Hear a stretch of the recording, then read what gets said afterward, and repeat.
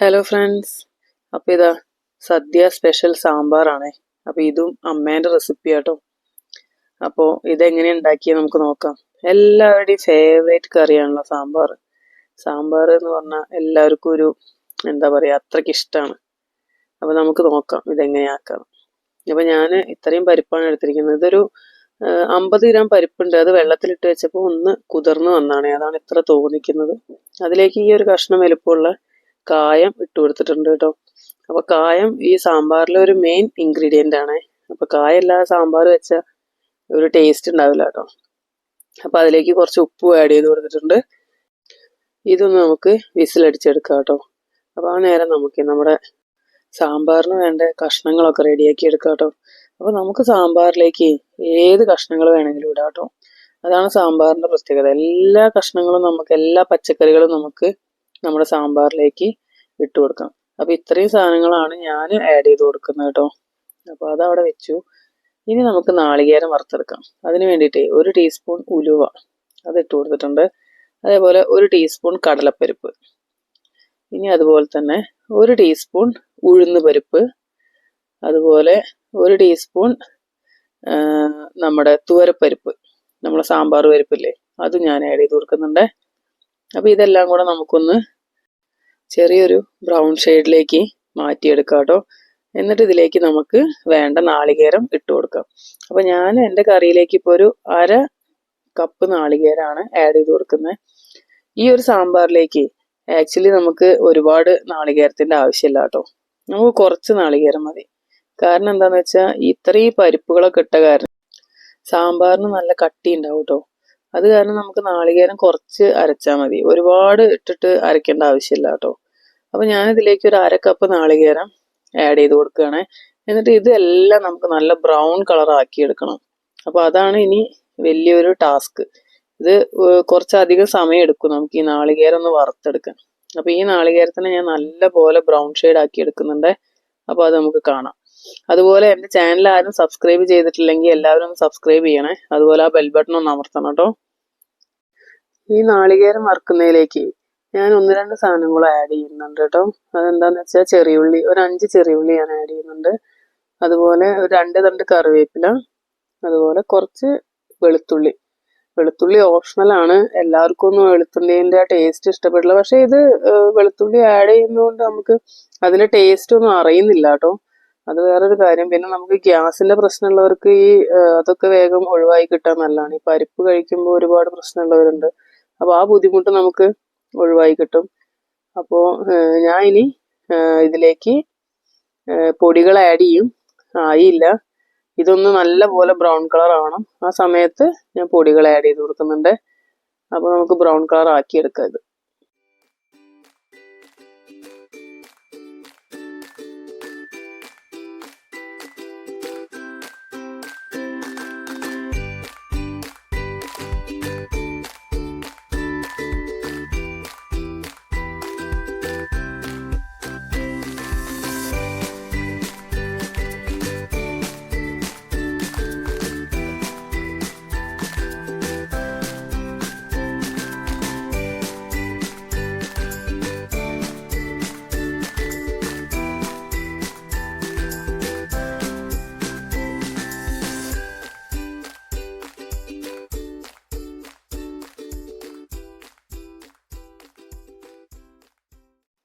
എൻ്റെ നാളികേരത്തിൻ്റെ കളറൊക്കെ ഷെയ്ഡൊക്കെ മാറി കണ്ടില്ലേ.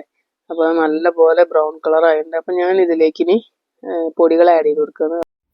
1 ടേബിൾ സ്പൂൺ മല്ലിപ്പൊടി ആഡ് ചെയ്ത് കൊടുത്തിട്ടുണ്ട്. അതേ അളവിൽ തന്നെ സാമ്പാർ പൊടി. അപ്പം ഞാൻ ഈ നാളികേരത്തിലേക്ക് ആഡ് ചെയ്യുന്നത് മല്ലിപ്പൊടി സാമ്പാർ പൊടി മാത്രമാണ്. അപ്പോൾ മുളക് ഇട്ടിട്ടുണ്ട്, വറ്റൽ മുളക് ഇട്ടിട്ടാണിത് നാളികേരം വറുത്തിരിക്കുന്നത്. അതുകൊണ്ട് ഇത് സ്പൈസി ഉണ്ടാവും. അതുപോലെ സാമ്പാർ പൗഡറിലും നമുക്ക് സ്പൈസി ഉണ്ട്. അപ്പോൾ ഇതിലേക്ക് 1 ടേബിൾ സ്പൂൺ മല്ലിപ്പൊടി, 1 ടേബിൾ സ്പൂൺ സാമ്പാർ പൊടിയാണ് ആഡ് ചെയ്ത് കൊടുത്തത്. ഇനി ഇതിൻ്റെയൊക്കെ പച്ചമണം മാറുന്ന വരെ നമുക്കിത് ഇളക്കിയിട്ട് കൊടുക്കണം. അപ്പോൾ തീ കുറച്ചിട്ടിട്ട് വേണം കേട്ടോ പൊടികൾ ആഡ് ചെയ്യാൻ, ഇല്ലെങ്കിൽ കരിഞ്ഞു പോവും. അപ്പോൾ ഇത് നമുക്ക് ഇതിൻ്റെ പച്ചമണം മാറ്റിയെടുക്കാം. ഇത് അരയ്ക്കുമ്പോഴേ ശ്രദ്ധിക്കേണ്ട ഒരു കാര്യം പറഞ്ഞുതരാം. ചൂടോടെ നമ്മൾ ഒരിക്കലും അരയ്ക്കരുത്, നമ്മളെ ജാറ് കേടുവന്ന് പോവും. അതുപോലെ ഇത് ആദ്യം വെള്ളം ഒഴിക്കാതെ പൊടിച്ചെടുക്കണം. എന്നിട്ട് വേണം നമ്മൾ വെള്ളം ഒഴിച്ചിട്ട് അരച്ചെടുക്കാൻ കേട്ടോ. അപ്പം ഞാൻ എൻ്റെ സാമ്പാറിലേക്ക് ഇടുന്ന വെണ്ടയ്ക്ക ഒരു 1.5 ടേബിൾ സ്പൂൺ വെളിച്ചെണ്ണയിൽ നല്ലപോലെ വാട്ടിയെടുക്കുന്നുണ്ട്. ഇല്ലെങ്കിൽ സാമ്പാർ പെട്ടെന്ന് കേടുവന്ന് പോകും. ഇങ്ങനെ നമ്മൾ അങ്ങനെ ഇടുകയാണെങ്കിൽ, വാട്ടിയിട്ട് ഇടുകയാണെങ്കിൽ നമ്മൾ സാമ്പാർ പെട്ടെന്ന് കേട് വരില്ല കേട്ടോ. അപ്പോൾ ഞാനിത് വാട്ടിയെടുക്കുകയാണ്.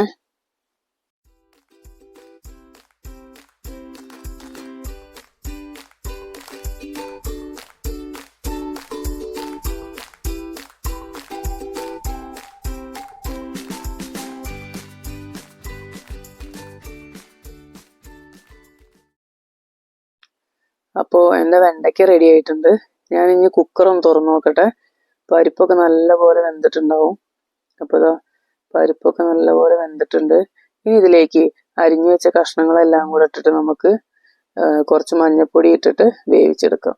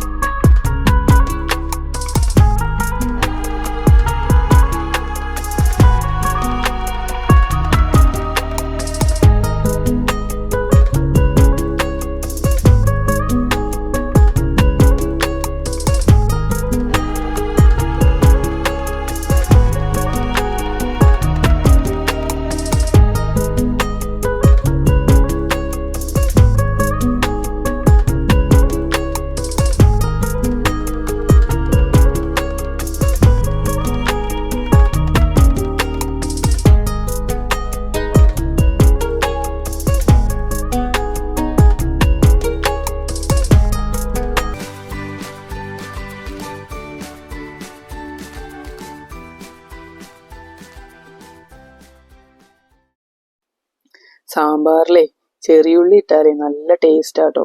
ചെറിയുള്ളി മാത്രം ഇട്ടിട്ട് സാമ്പാർ നമ്മൾ വെക്കും, അത് നല്ല ടേസ്റ്റ് ആട്ടോ. അപ്പോൾ ഇതിലേക്ക് ഞാനൊരു 1/2 ടീസ്പൂൺ മഞ്ഞൾപ്പൊടി ആഡ് ചെയ്ത് കൊടുത്തിട്ടുണ്ട്. ആവശ്യത്തിനുള്ള ഉപ്പും.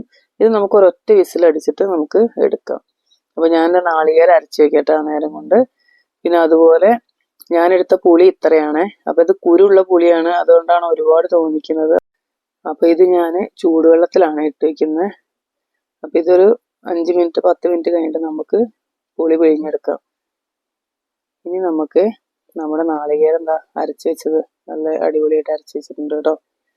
നമ്മളെ കറി ഇതാ കുക്കറൊക്കെ തുറന്നു, എല്ലാം വെന്തിട്ടുണ്ട്. ഇനി ഒരുപാട് ഇളക്കി കഴിഞ്ഞാൽ നമ്മളെ മുരിങ്ങാക്കായ കുടഞ്ഞു പോകും.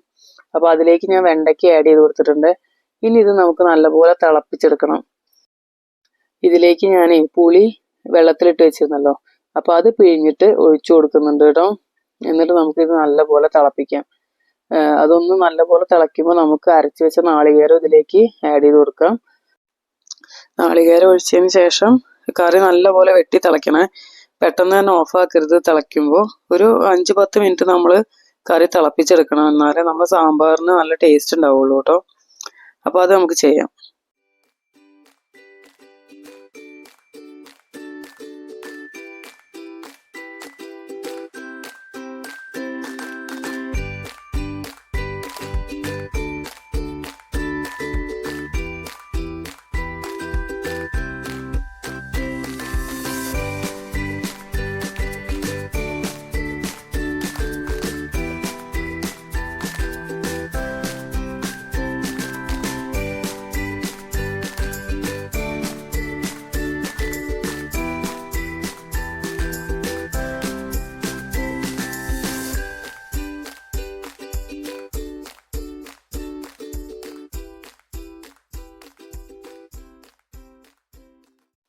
അപ്പോൾ ഇതാ ഞാൻ അരച്ച് വെച്ച നാളികേരം ഇതിലേക്ക് ആഡ് ചെയ്ത് കൊടുക്കാൻ പോവാണ്. അപ്പോൾ ഇളക്കുമ്പോൾ മരത്തിൻ്റെ തവി, ഇതുപോലത്തെ തവി വെച്ച് ഇളക്കാൻ ശ്രദ്ധിക്കുക. അങ്ങനെയാണെങ്കിൽ നമുക്ക് നമ്മുടെ കഷ്ണങ്ങൾ വല്ലാതെ ഉടഞ്ഞു പോവില്ല. ഇപ്പം തന്നെ ഇതിൽ ഉടഞ്ഞിട്ടുണ്ട്, ഇല്ല എന്നല്ല, പക്ഷെ ഒരുപാട് ഉടയാതിരിക്കാൻ വേണ്ടി നമ്മളെ ഹെൽപ്പ് ചെയ്യും. അതുപോലത്തെ തവി വെച്ച് ഇളക്കുമ്പോൾ. അപ്പോൾ ഇനി നമുക്കിതിലേക്ക് നാളികേരം ആഡ് ചെയ്ത് കൊടുക്കാം. ഞാൻ പറഞ്ഞ പോലെ പെട്ടെന്ന് തിളയ്ക്കുമ്പോൾ പെട്ടെന്ന് ഓഫാക്കരുത്. ഒരു 5-10 മിനിറ്റ് നമ്മളിത് തിളപ്പിച്ചതിന് ശേഷം ഓഫാക്കിയാൽ മതി. എന്നാലേ സാമ്പാറിന് നല്ല രുചി ഉണ്ടാവുള്ളൂ. അപ്പോൾ അത് നമുക്ക് ചെയ്യാം.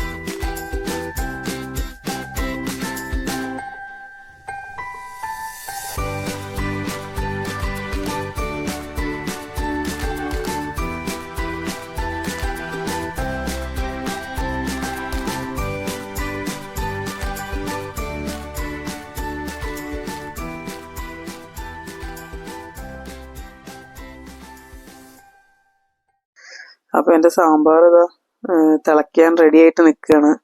അപ്പോൾ ഇത് തിളച്ച് കഴിഞ്ഞാലേ നല്ലപോലെ കുറുകി വരും കേട്ടോ. അപ്പോൾ നല്ലപോലെ തിളപ്പിക്കണേ.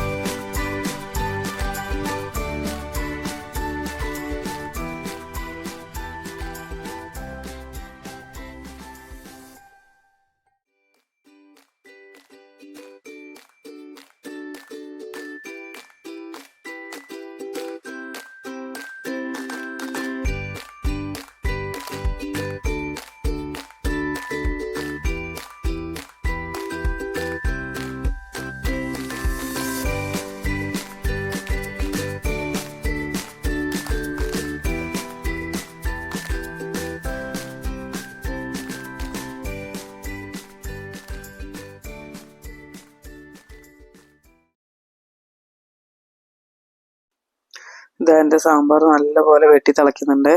കുറച്ച് നേരമായി കേട്ടോ സാമ്പാർ തിളയ്ക്കാൻ തുടങ്ങിയിട്ട്. അപ്പം ഞാനിത് 5 മിനിറ്റ് കൂടെ തിളയ്ക്കാൻ വിട്ടിട്ടേ ഇത് ഓഫാക്കും കേട്ടോ. എന്നിട്ട് നമുക്കിതിലേക്ക് വറവിടാം.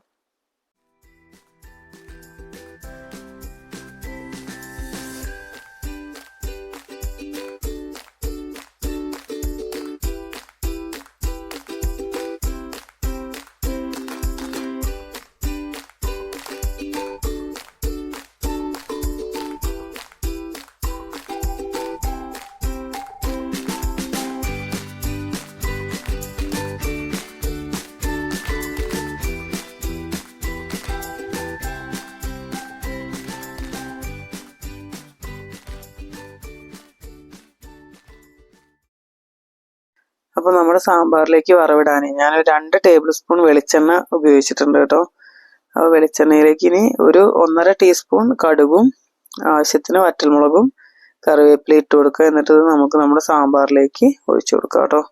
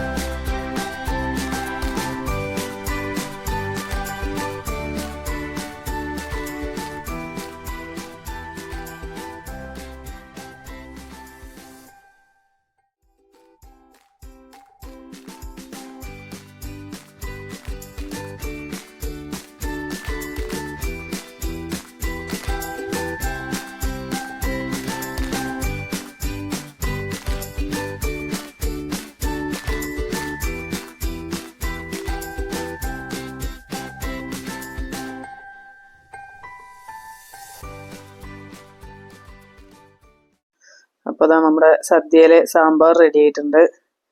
അപ്പോൾ എല്ലാവരും ചെയ്ത് നോക്കുക. ഓണത്തിന് സാമ്പാർ വെക്കുമ്പോൾ ഇങ്ങനെ ഒന്ന് ട്രൈ ചെയ്ത് നോക്കുക. അപ്പോൾ എൻ്റെ ചാനൽ സബ്സ്ക്രൈബ് ചെയ്യാത്ത ആരെങ്കിലും ഉണ്ടെങ്കിൽ എൻ്റെ ചാനലൊന്ന് സബ്സ്ക്രൈബ് ചെയ്യണേ. ബെൽ ബട്ടൺ ഒന്ന് പ്രസ് ചെയ്യണം കേട്ടോ. Okay, thank you.